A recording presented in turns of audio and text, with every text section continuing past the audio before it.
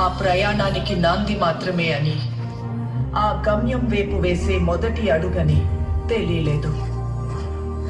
తన కోసం దేవతలకి అసురులకి మధ్య జరిగిన ఈ యుద్ధం ఆ యోధుని ప్రయాణంలో రెండో అధ్యాయమని తెలియలేదు.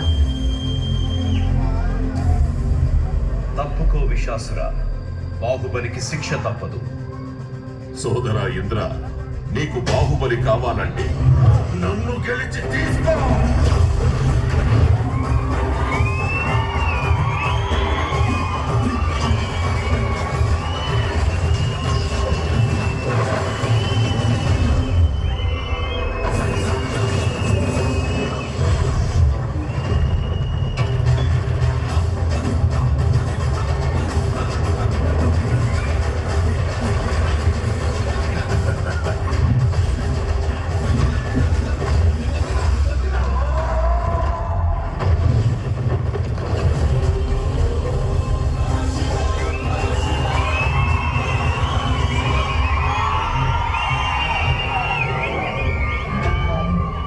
బాహుబలిని ఎవరు కాపాడతారు ఇప్పుడు?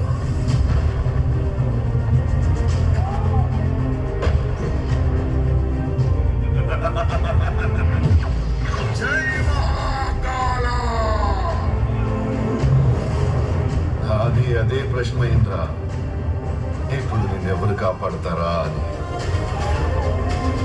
ఈ 14 లోకాల మనుగడ ఒకే ఒక మానవుడి చేతిలో. ఆ శక్తి పేరే బాహుబలి.